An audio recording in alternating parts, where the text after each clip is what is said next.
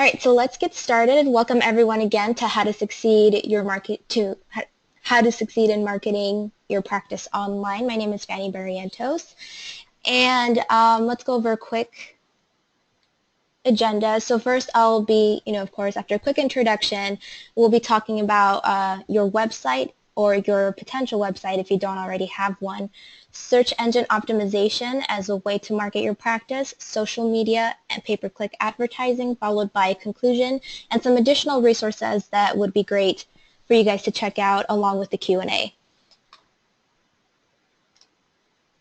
All right, so let's talk about mechanics real quick. What's the difference between two mechanics? So if you guys have ever, hopefully you haven't, but if you've ever had any trouble with your car, you may find yourself having to research the mechanics. So what's the difference between the mechanics? Well, assuming that the types of cars they can work on and the services are similar, why would you choose one over the other? And the answer is marketing. They're probably just marketing themselves a little better than the other. And the same goes for your practice. The truth is that perception of your business is the reality of your consumers. So how potential patients feel and what they think about your practice doesn't always have to make logical sense. For example, if you have a practice that maybe was set up as a mom and pop shop, or it's a local staple of the community, they may invoke feelings of nostalgia with your potential patients, and that may be the deciding factor in why they decide to go to you.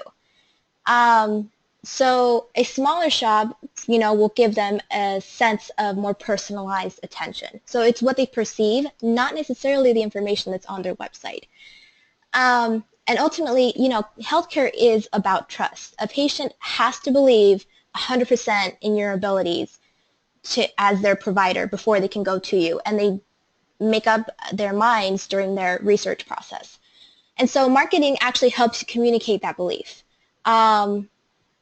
They have to feel good about you, and if they look on your Facebook page, if they see a website that's nice, maybe a few likes on Facebook, some activity on Facebook, and can you see your ads, then they feel a little more comfortable going to you because it must mean that you are available and aware and actually want them there. And then, of course, awareness means action. You have to ensure that you are on your patients' minds, and that's exactly what marketing does. If they don't know you exist, then you really can't be considered. So, ask yourself, what's the difference between your dental practice and others? What's your value proposition? One of the main ways to communicate why you're valuable and market yourself is actually going to be your website, which is, of course, the hub that connects everything else that you do online. So in considering your website, there's a few reasons why you would need it. And the first one is to build confidence. And I actually have a personal experience with this. I've recently been looking for a dentist. I just moved to a new area. And I found that somehow dentists still don't have a website. Or it's just not easy to find a website for dentists in my vicinity. Now, Google Maps will show me who's in, my community in my area, but if they don't have a website, with as easy as they are to get now, it kind of makes me wonder why, and so that is something that's very much a red flag for a prospective patient. And, customers of all services now have to look up everything before they buy. This doesn't just particularly apply to dentists. Customers have to look up information on whatever product or service they're seeking before they commit to buying. And so they need to feel informed before prospective patients need to feel informed before they feel comfortable calling your practice. A website will also help you control the message. How you present yourself is the first step in building your reputation as a dentist. So on your website, you can actually, since it's the one thing that you have the most control over online, you let people know who you are, what your credentials are, what your specializations are, your histories, how much experience you have, and then your hand-picked testimonials, just in case, there are some other reviews online that you don't have complete control over. For most of you, there are going to be situations where a patient is very much grateful for your work. So it's an opportunity for you to put that on your website. And then, of course, I've already touched on this, is to provide information. Patients visit a website looking for the facts. If, they'll not only look at the services that you provide, whether it just be a general cleaning or maybe they need a deep cleaning because they haven't been to the dentist in a while. They'll also look to, for your phone number, contact information such as your email address and appointment requests, and of course your business hours. And I actually found that business hours are very important, was a very important deciding factor when I was looking for my dentist, because I was looking for a dentist that I could go to on the weekends, that I had an opportunity to go to on the weekends. So that was actually a very important deciding factor for myself, and I know that that was also something that comes up a lot in people that are looking for dentists. Okay, so when you're talking about your website, whether you have an existing one or you're looking to move to a new website, or just looking to make improvements to your existing, or don't have a website yet, you have to think about a couple of things. So first off, think about who's building it. You can actually, there are a lot of options for dentists. There are options to do DIY, and there are options to have someone build it for you. And each has its pros and cons. But one of the biggest things you should consider is that you can actually save time and stress by finding a company who provides and manages the technical aspects of your website. There's more to a website than just putting on pictures and some copy. The design of your website is going to matter, and that's really going to require some level of coding. There's going to be, in terms of SEO, is also going to involve some coding, and then there's some technical aspects that apply to websites for just functionality. For example, there's what are called 301 redirects. If you had a DIY website, you would still have to contact their support in order to help them, and if it's a free one, then it's probably going to be a little more difficult to get a hold of them. So, all in all, creating a website is tricky, and maintaining it is, very time intensive. So if you feel like you have the confidence to fix something that breaks, then by all means, try out a DIY. But I know the truth is that most dentists, that's not your job. Your job is to keep patients coming in and treating the patients, and that's your area of expertise. So, hiring a company to support you, it would be ideal in that situation. And I've already touched on this. You have to think about how your website is going to look. In other words, the design and the functionality of it when a user is on there. Your website should have a pleasant design. The information should be organized, and a little bit of a personal touch also helps. And so there are different approaches that you can take whenever you're choosing a site. You can go with templates, and customize your templates here and there, in terms of just copy and a few photos to make it a little bit more personal. But these are really easy to get up and running, so if it's something that you don't have a website right now, this would probably be the best approach so that you can get something running and get something crawled on the internet so people can actually find you and be aware of you. There's an option to do semi-custom. So we actually offer this, and a lot of companies will offer it in a variety of ways, but this is usually based off of a template website with some extra personalization that will require quite a bit of coding. So it could be a template site where the header, the stock images, maybe you want to customize your welcome page so that it actually includes pictures of your staff and the doctors, and it has a rotating banner at the top instead of using stock images. So that would be considered semi-custom, where most of the site is templated, but there's a small customization throughout the welcome page that is more unique to you. And of course, on the other side of the spectrum is a completely custom website. This does take extra time and effort, and would require you to have a company do this for you, of course. But if you are say a practice where you really want to have a particular brand and you don't find a template that could really capture that brand, a custom website would be ideal, because your website will be unique to you, and you can ensure that no other website online will have a website design that looks like that, like yours. And of course, think about when your website, make sure that collecting patient info is easy to do. So your website should have forms where they can collect data from visitors. And really what it helps you do is build detailed files to grow strong relationships with patients quickly. So once you bring them in from your website, you're really building your database so that you can, follow up, email them, do whatever other marketing activities you'd like to do, so that you can actually reach out to your patients. And it's ideal to have forms that request a callback so you can easily collect lead data and utilize it in your other marketing efforts. Okay, so a couple more things to consider on your website.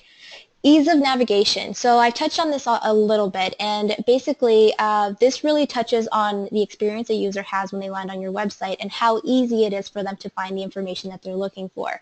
So your user experience affects how long visitors stay on your site and whether they decide to contact you.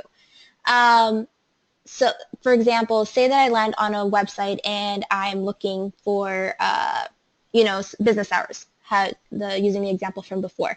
If I can't find that information where it would logically be placed on the contact form, then I'm probably going to second guess going to that practice because that's something that's important to me. So really what you want to do is make sure that the organization is right, that it's logical, and it's easy for patients to find the information that they're looking for. Also, you want the design and the navigation to draw the eye naturally toward the next step or the call to action on a page. So if I land on a contact page and say I do find the business hours, what's my next step? How do I get a hold of you? Do I email you? Provide an email address. Would it be easier for me to fill out a form? Make sure that form is on that contact page. And really what you want to do is you make sure that people know what to do once they're on your site. Your content is going to be about what you say and how you say it, and it really should be an extension of your voice, your practice voice, and your personality. Some people may feel that they need to have, address issues from an older crowd depending on their demographics, and really this is going to depend on your demographics, but ultimately you should highlight the topics and services that set you apart and showcase them on your website. So for example, a dentist following in the footsteps of a parent can build confidence with a quote-unquote family of dentists approach. And that really just gives it a personal touch. And all in all, we are in the age of mobile, so absolutely make sure that your website is responsive to the devices on which it shows up. And that's what we call a responsive design. So actually more than half of the population accesses their websites from their smartphone or their tablet, and I can tell you that I actually did a lot of my searching on my phone initially just by typing into my Chrome browser on my iPhone. And really what you're doing is you're allowing people to access you when they're on the go. And mobile responsiveness means that your site adapts to the size of the screen. That's why you want that type of design. And if your website isn't mobile friendly, people are likely to hit the back button and go back to search results, which I actually did on a couple people, and find something that was easier to view or accessible on a mobile device. And actually, this is something that is a ranking factor. So as of August of 2015, Google announced that, mobile friendliness is definitely a ranking factor. So you'll want to make sure that if nothing else, at least do it to improve your SEO.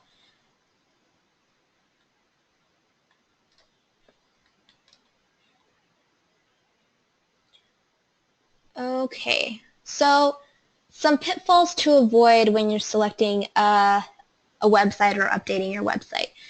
Avoid needless complexity. Don't make your website too busy or too unique where it's hard to find information.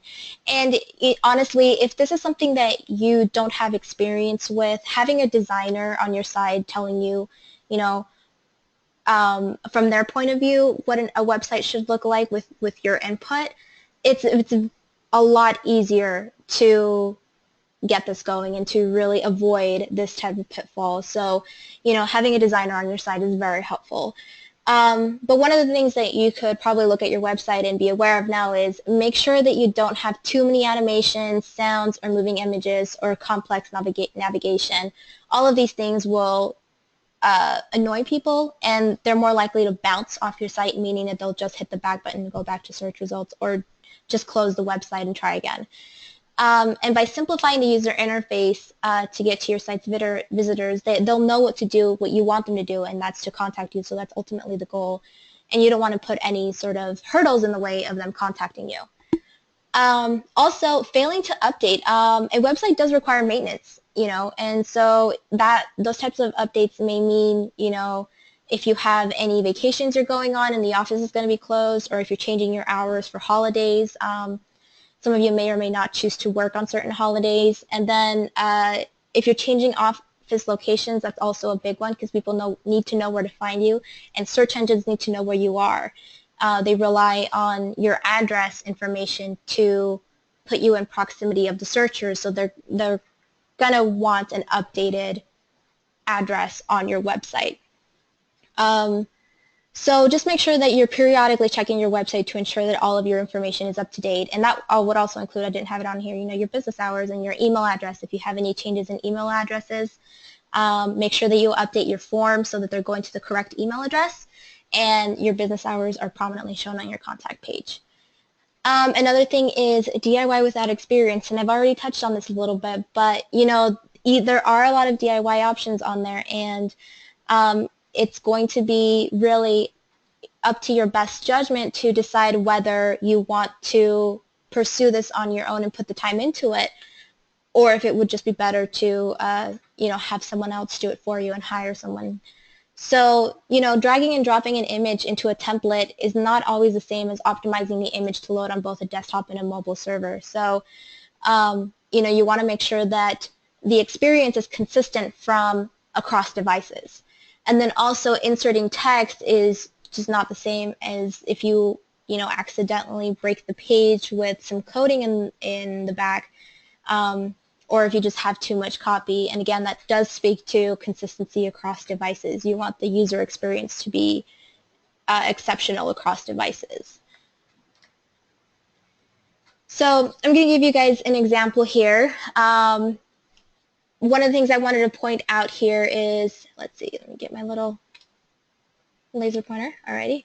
So the first thing is the navigation. With the navigation, people are used to seeing navigation in a very specific way, and this is a desktop example, but it'll be the same for mobile. So on a desktop, the website navigation should be across the top. That's just standard user experience. That's where users will expect to see it. So don't try, avoid having to put it somewhere else if possible.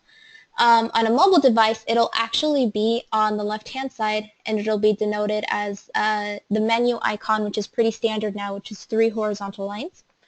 And that will probably expand or depending on your designs, but make sure that it's always in a location where it's expected. Another thing is contact info. Here you see the phone number and social media icons are right at the top. And if you were to navigate to the Contact Us pages, you'll have all of the contact information, including name, number, email address, any forms, anything like that. And then, of course, patient tools. A modern site allows patients to request an appointment through forms or this appointment request. And the form is really nice because not only will it give you a pre-filled form for patients to pre-select the dates when they're available, so that you can just confirm the appointment and you don't really have to have too much back and forth. But it really organizes your data and makes it clean so that you can feed it into your databases for, for any dental software that you're using. Okay, so let's go over the design and layout. So, the design is, it looks pretty nice, and that's really going to make a really good first impression. So, in this particular case, the client made careful selection and placement of the background to frame the central hero image. So this is what is called the hero image. And you can see here with the leaves, it actually draws the eye inward so that you can see what the name of the practice is and where they're located. So this is just, put together very well. And of course, the color scheme has warmth and it draws your eye inward as well. And with the images, they were careful to select images to represent fresh and happy individuals that would appeal to their target audience. And the individuals are probably within their demographic or a reflection of that demographic as well. All right, so let's talk about search engine optimization. So, you know, you want to be found where everyone's looking, and that's Google. So first things first, search engine optimization cannot happen without a website. So, you know, if you want access to search engine optimization, you'll need a website. And why you need search engine optimization? Well, only the first page is seen in most cases. So if someone were to search dentist in my areas, for example, I searched dentist in Los Angeles, 10 practices will be viewed as the answer to that question and will be given in the search results. The searcher will investigate the links until they find what they want. So a lot of searchers, what they'll do is they'll open the first few couple to sort of have options. And this is why I was saying that the design and functionality is so important, because they're probably looking at multiple sites at the same time. And if the searcher doesn't find what they want, 85 of them will create a new search with different words instead of going to the page 2. And that's actually something that, you know, is very common. Users will refine their question or their search rather than clicking onto the next page. And of course, the competition is fierce. Google recognizes location in searches and presents the recommended options in areas adjacent to the search query. So it's what basically is going to happen is Google is going to present every practice it deems worthy and most relevant of that question in the person's vicinity. So let's say that you set up shop in a small town or a particular suburb, and you may only have 9 or fewer dental practices to compete with. That makes things easier, but for most of you, I would assume that you probably have, I don't know, at least 15 different dentists in a mile radius. So if you work in a larger city like, you know, where I'm located in LA, the competition for the keywords are going to be, it's going to be fierce. So you're going to want to do some optimization so that search engines can deem you worthy enough to show you in top results. And of course, humans and crawlers need to know you. So the purpose of SEO is to create positive signals that tell crawlers your site is relevant to searchers. And those are robots or crawlers, and they don't necessarily speak the same language as humans, but really they'll take a lot of cues from human activity or from what searchers are doing on your website. So on top of understanding your website and going through the content and metadata and everything to understand what it's about, they'll take cues from the people's behavior on your site from a search engine page to your website to assess whether that website has interest and it's worth showing.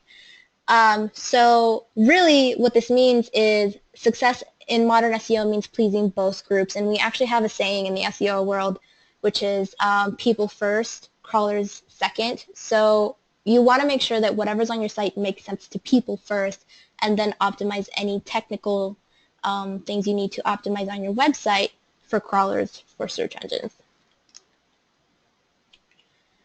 Okay, so some things to consider about SEO. There is no instant gratification. So SEO efforts for a dentist particularly or a local business take approximately 3 to 6 months to see any sort of movement or results. That's just on average. Depending on where you are, it could take less or it could take longer. So it really it's a case-by-case basis. Google's crawlers are constantly exploring the entire internet, which is called indexing.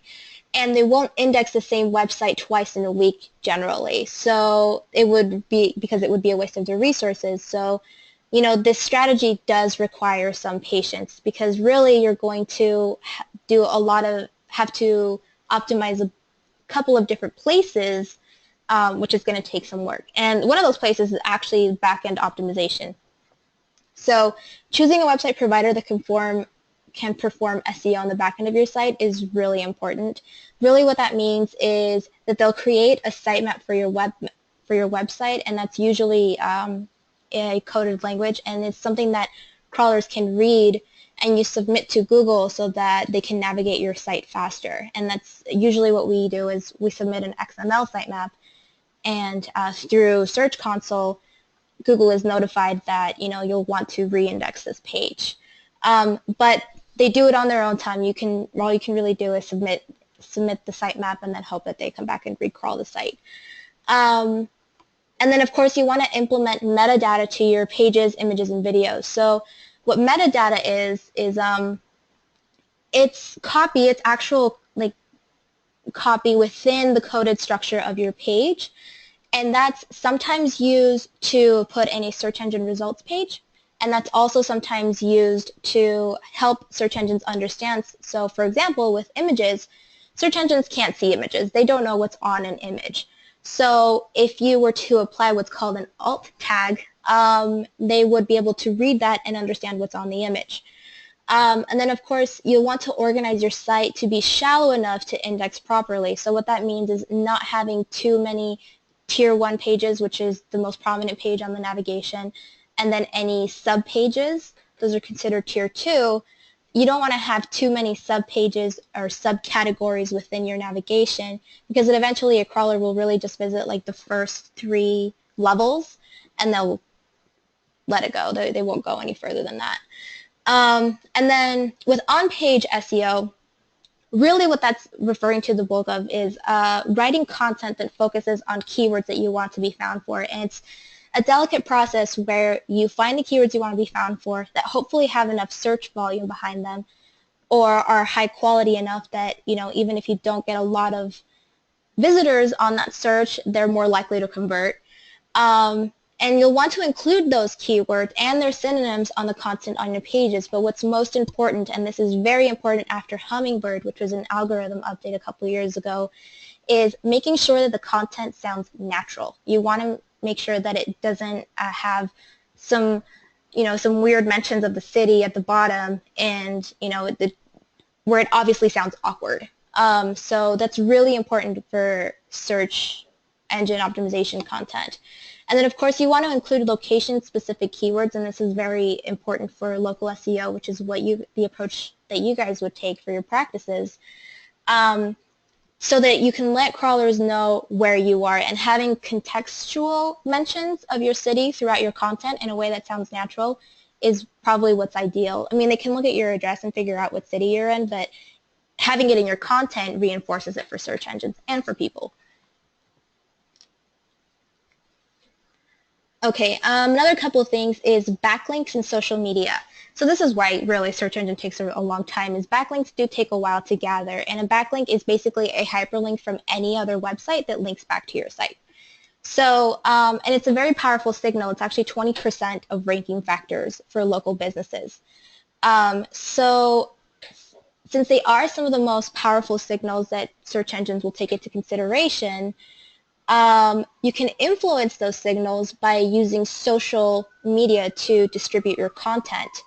And by distributing your content, other people are more likely to go back and link back to it. So that's one way that you could use social media to address your SEO. So just to be clear, likes and comments and shares don't directly affect your SEO in that they don't take the quantity of likes and shares into consideration, but it helps distribute your content when you have engagement on social media so that people are more likely to link back. And then, of course, you want to make sure that your SEO is working, and one of the best ways to do that is by using Google Analytics.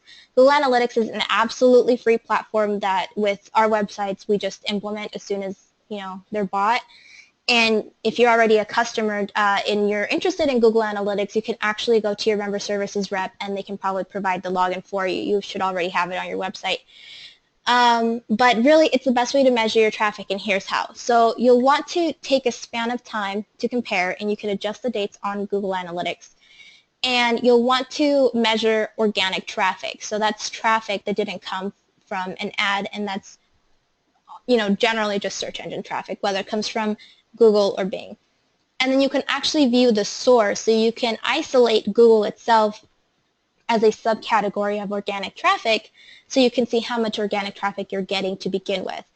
And you can actually do a comparison and modify the search on Google Analytics to change that. Okay, some pitfalls to avoid in SEO. You'll want to avoid black hat SEO tactics, and quite simply, it's just keyword stuffing, is repeating the same keyword over and over again, in a way that doesn't make sense. And then a link building scheme would be to, paying other websites to include a hyperlink from their own to yours. That's frowned upon. And then ghost pages, where the keyword is implemented all throughout the page to get a good ranking, while another page is presented to the human visitor so that the quality doesn't suffer and they can actually interact with the page, and that's considered black hat. Of course, lacking any original content. So Google is less likely to rank websites that only contain duplicate content. So whether that's from another website or duplicating your own pages. So try to have as much original content on your website as possible.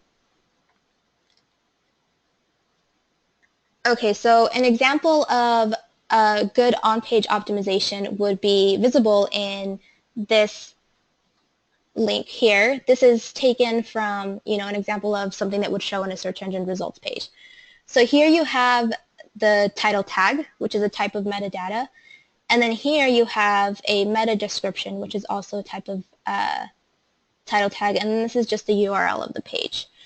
So the title tag, one of the keys is to include any keywords in the title tag, because that will actually have an effect on your ranking, and to have a call to action. So for example, visit Catherine Bell DDS in Temecula, California. Someone who's looking for a dentist in Temecula probably pulled this up. And then there's another call to action in the meta description. It says, don't put it off any longer. You're looking for a dental exam. There's new patient specials available. It's call now. The meta description doesn't necessarily factor into your ranking directly, but it can incentivize people to click through to your site, which does have an impact on your ranking. So you have influence on whether people will click through to your site.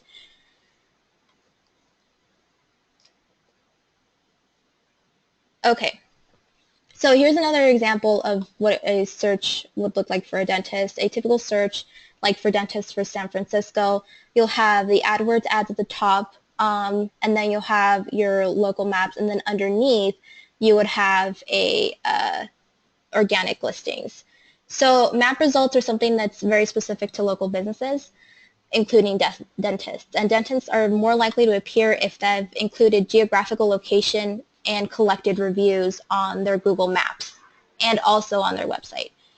And then organic listings can include information from Yelp. So your presence on your third-party directories boost your chances of being found. So I've actually found this recently is when you're looking for a local business, Google has started doing searches within Yelp. So if I were to Google dentist in San Francisco, it'll actually pull the results from Yelp that say best dentists in San Francisco.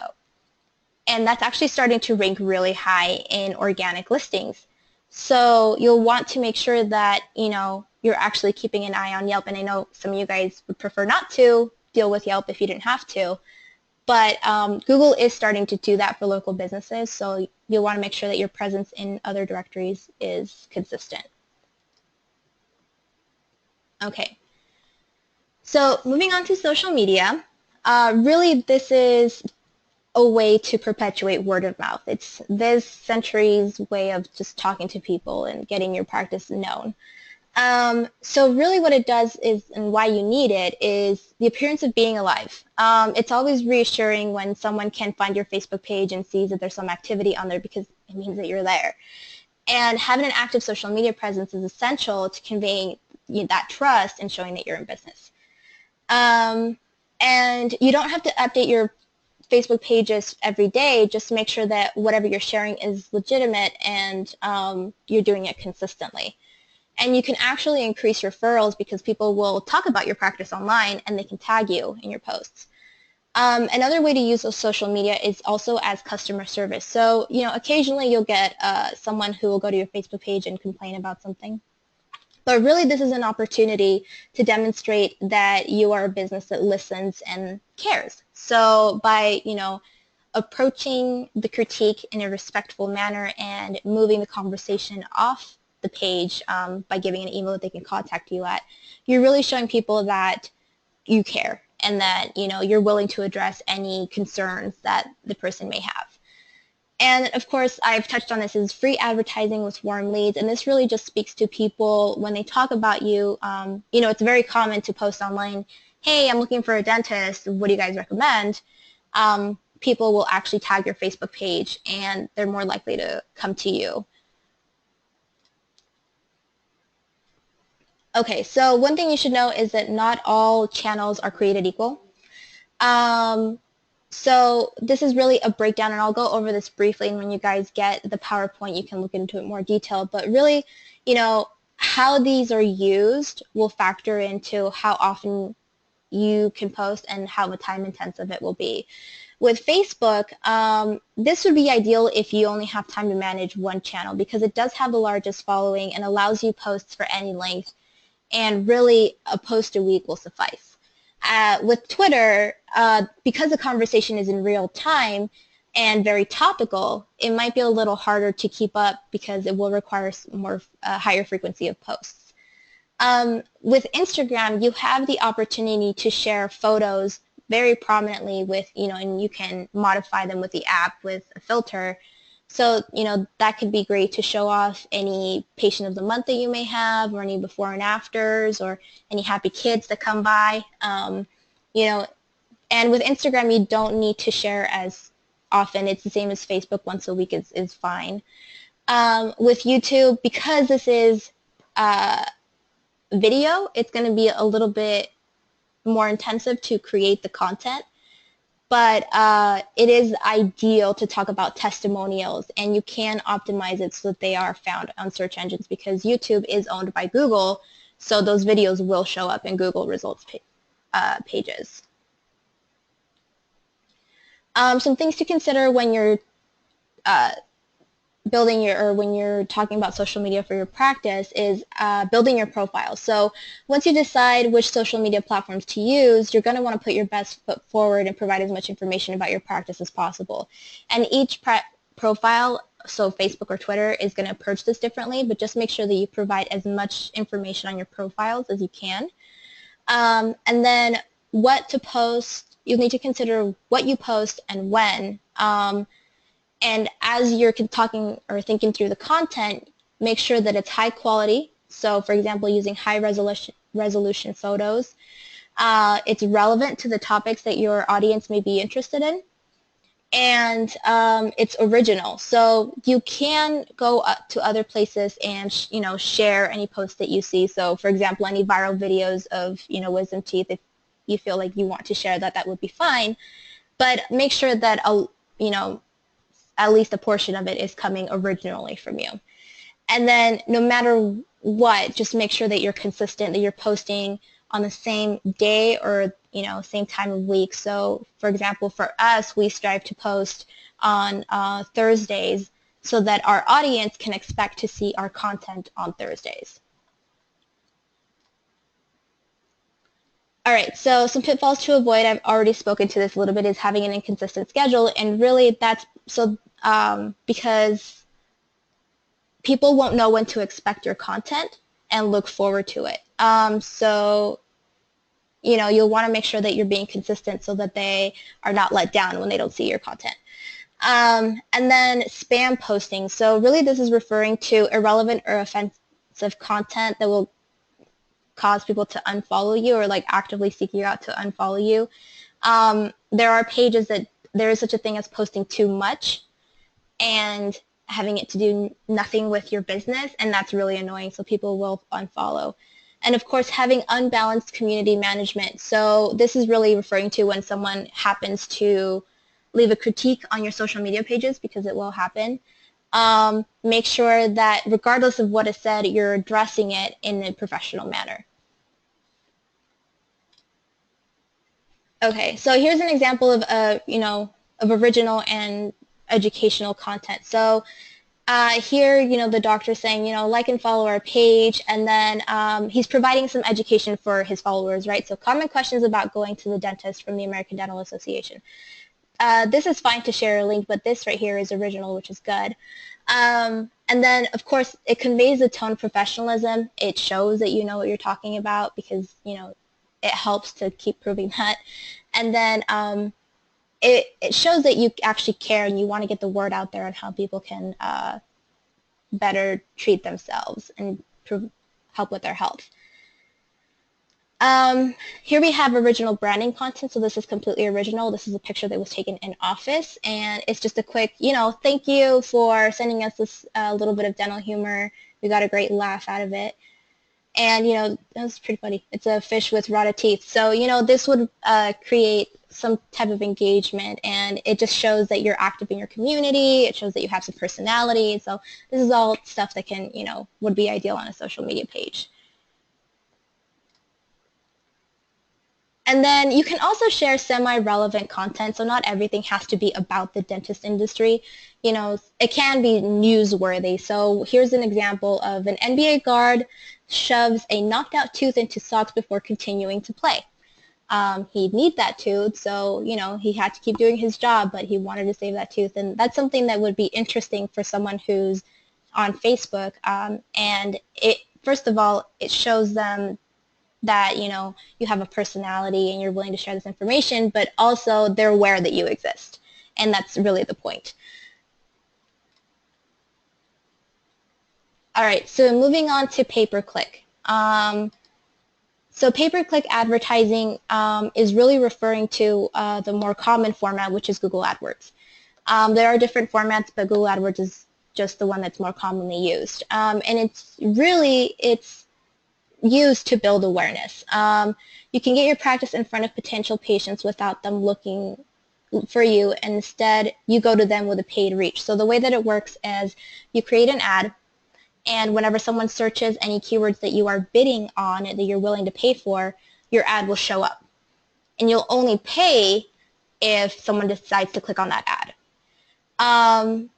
So before they can like you on Facebook, they'll have to find you with a Google search, and this is a really good way to get in front of them. It's also a really good way to complement SEO because, like I mentioned before, SEO does take some time to ramp up. So if you need something to, get your leads in the door maybe within the week, this will act a lot faster because it's paid, and it really just depends on how much you're willing to spend and what you're willing to bid on to get there.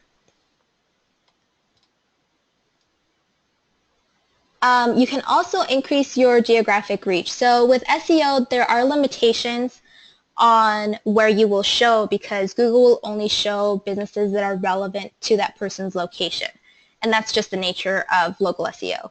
But with PPC, you can counteract that because you can ensure that you show up in a broader geographical location. So if you know that you have patients that are willing to, say, travel for you for, drive a half an hour, if that's considered a lot, in bypassing other dentists, then you'll want to target that demographic. And then also, it can help track patient leads and improve ROI, and it's actually a lot easier with PPC to understand where your leads are coming from because there's just more visibility on the data since it is a paid platform. Okay, some things to consider if you're thinking about PPC are your AdWords account.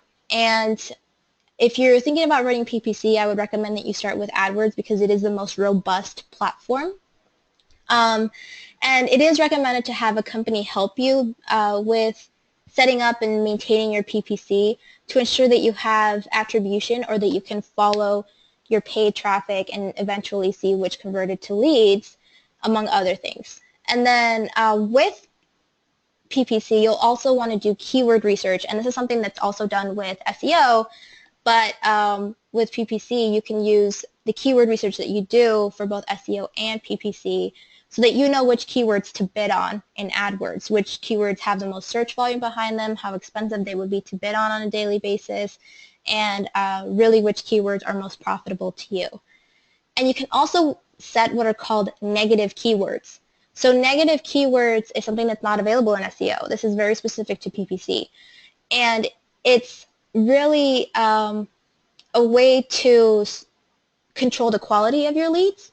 So say, for example, someone were to look for free dental service and they find your practice and they come in through and thinking that they're going to get free dental care and they arrive to your practice and realize that they're not. A way to sort to get away from, that type of lead would be to set a negative keyword in your AdWords campaign that tells AdWords to not show your ad whenever someone looks for a free dental service.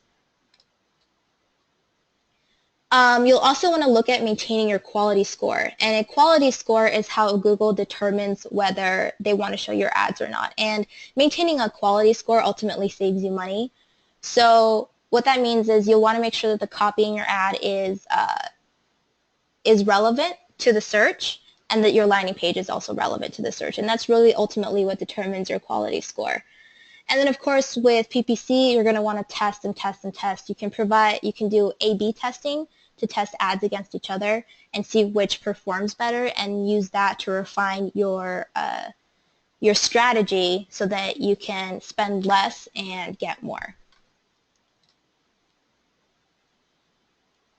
Also, you'll want to make sure that when you're selecting your targets, you're selecting them correctly. So targeting correctly can keep your ads from being irrelevant to searchers who, in the worst case, will click without buying anything, costing you money for nothing.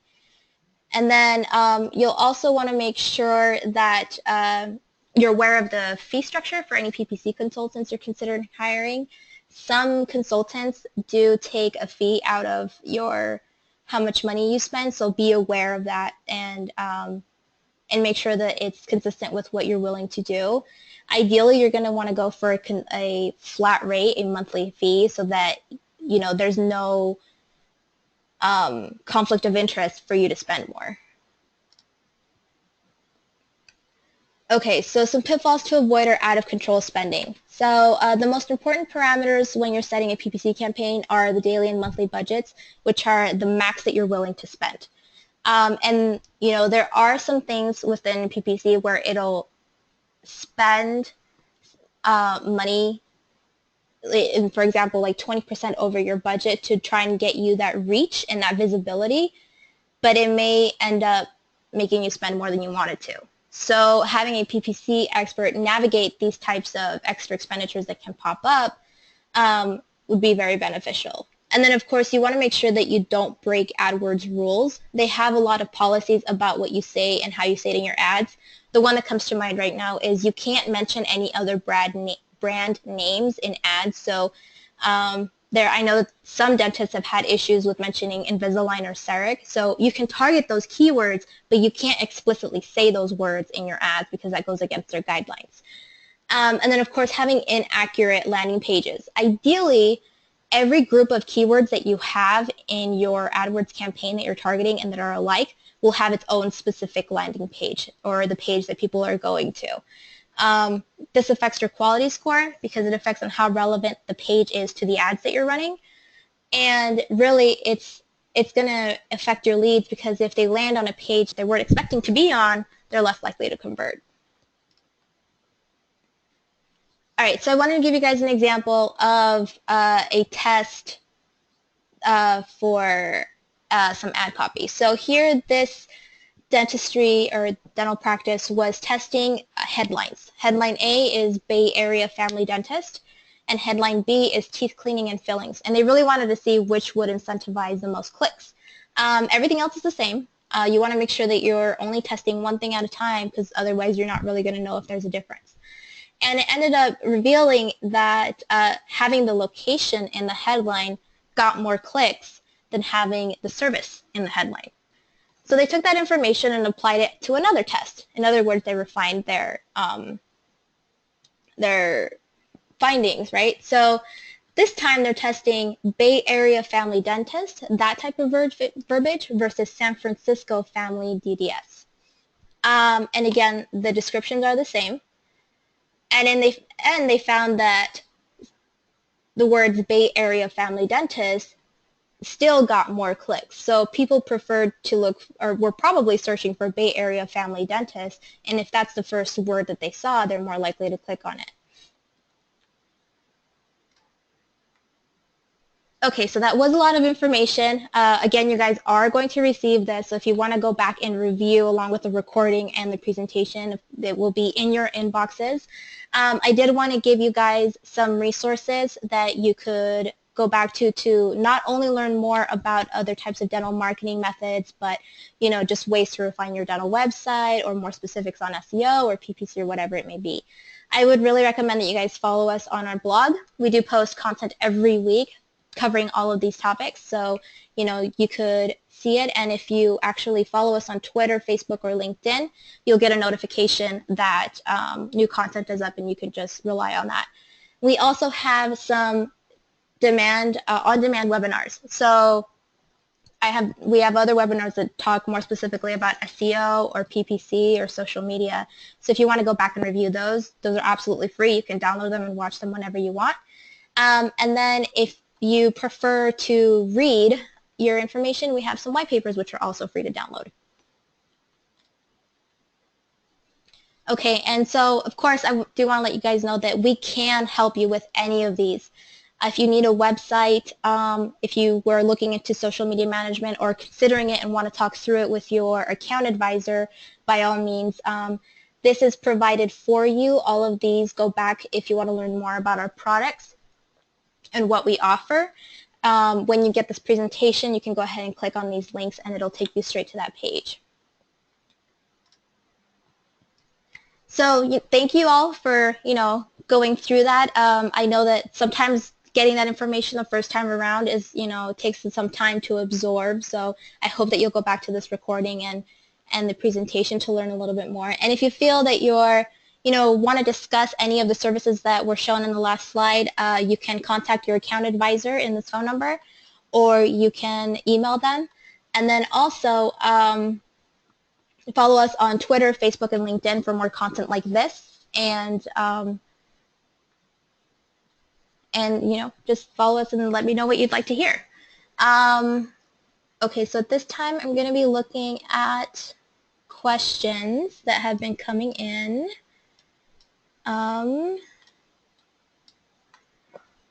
Let's see.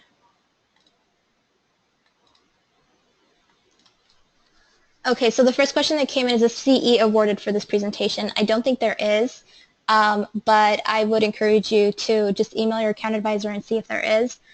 Let's see. Another common question that I get is how long it takes to verify Google Plus or Google profile. If you remember, I'm sure you know this, Google has their maps up on the search engine results page, and that's very important to figure out where you are. So really what drives that is a verification of your Google Plus profile, which means you're letting Google know that you actually do own that practice and that you can take care of it. And that really only takes 15 minutes to do, and I would recommend that you actually go to our blog and just search for anything that's on duplicate listings, and it'll give you all of the information that you need to claim your profile on Google Maps.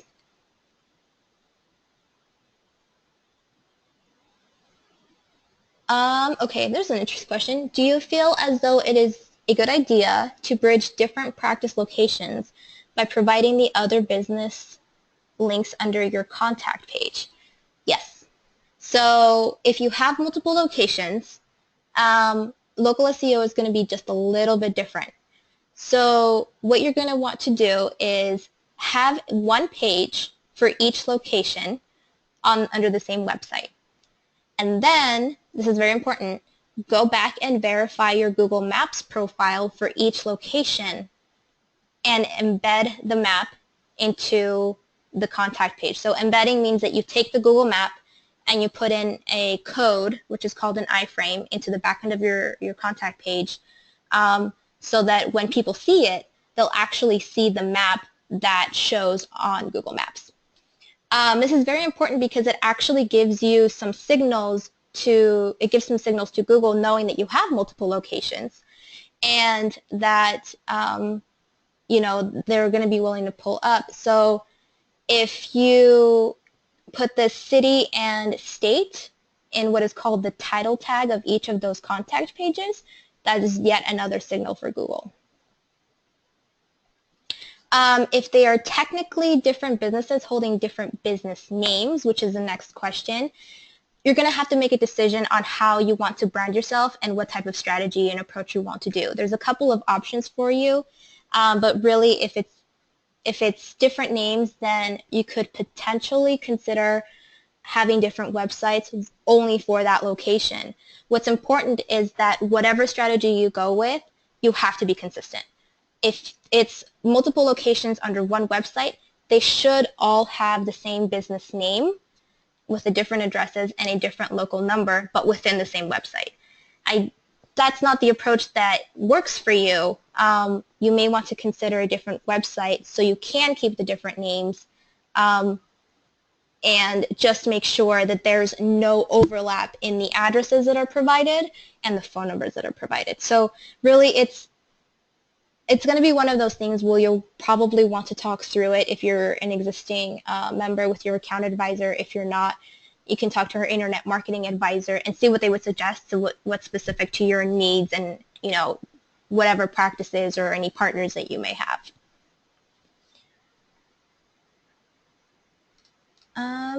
Okay.